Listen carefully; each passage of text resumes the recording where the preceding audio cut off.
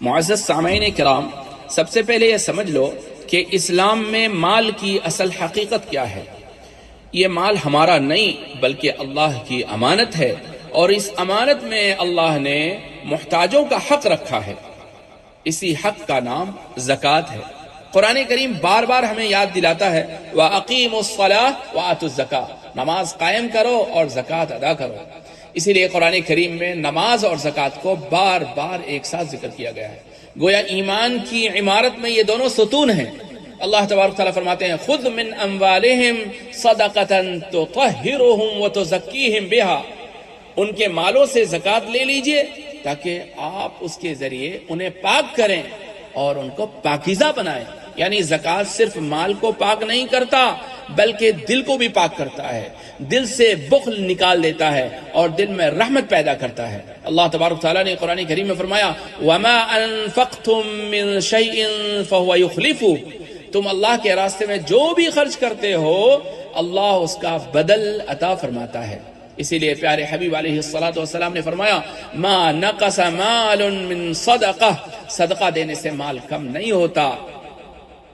اور زکوٰۃ صدقہ نہ دینے والوں کے بارے میں قرآن کریم کی سخت وعید ہے۔ اللہ تعالیٰ فرماتے ہیں والذین یکنزون الذهب والفضة ولا ينفقونها في سبیل اللہ فبشرهم بعذاب علیم، جو لوگ سونا اور چاندی جمع کرتے ہیں اور اللہ کے راستے میں خرچ نہیں کرتے انہیں دردناک عذاب کی خوشخبری دے دو۔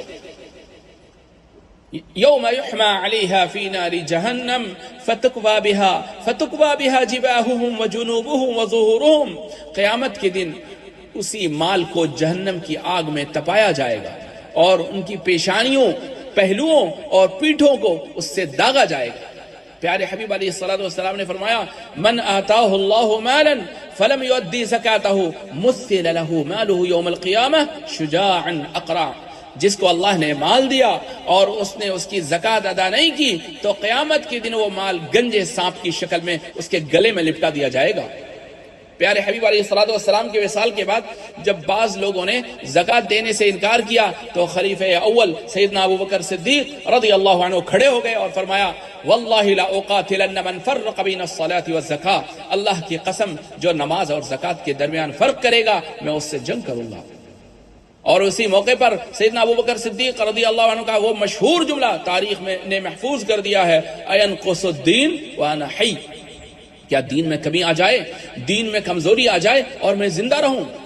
اصل میں ایمان کی غیرت کا اعلان تھا اینقص الدین وانا حی، کیا دین میں کمزوری آ جائے، کمی آ جائے اور میں زندہ رہوں؟ ایضیع حق اللہ ونحن ننظر، کیا محتاجوں کا حق ضائع ہو جائے اور ہم دیکھتے رہیں؟ ایحبس مال اللہ وعباد اللہ جیعا، کیا اللہ کا مال روک لیا جائے جبکہ اللہ کے بندے بھوکے ہوں؟ ایستأثر غنی بمالہ والفقیر یبکی، کیا امیر اپنے مال میں مگن رہے اور فقیر روتا رہے؟ ایحرم المسکین حقہ والقلوب لا ترحم، کیا مسکین اپنے حق سے محروم ہو اور دلوں میں رحم نہ آئے؟ معزز سامعین کرام، زکوٰۃ فرض ہونے کے لیے شریعت نے ایک حد مقرر کی ہے جس کو نصاب کہتے ہیں۔ سونے کا نصاب کتنا ہے، چاندی کا نصاب کتنا ہے تو جاننا ضروری ہے۔ 87 گرام 87 گرام جس کے پاس سونا ہے، جس کو تولے کے اعتبار سے 7.5 تولہ سونا، چاندی کے اعتبار سے 612 گرام اگر چاندی ہے 52.5 تولہ چاندی۔ اب دبئی کے اعتبار سے دیکھا جائے تو چاندی کا نصاب قیمت کے اعتبار سے دیکھا جائے تو تقریباً 6000 درہم بنتے ہیں۔ یعنی اگر کسی کے پاس تقریباً 6000 درہم یا اس سے زیادہ مال ہو تو وہ صاحب نصاب ہو گیا۔ اور اگر انڈیا کے اعتبار سے دیکھا جائے تو انڈیا کے اندر 1,70,000 روپے کسی کے پاس ہیں، 1,70,000 یا اس سے زیادہ مال ہے تو اس کے اوپر زکوٰۃ فرض ہے۔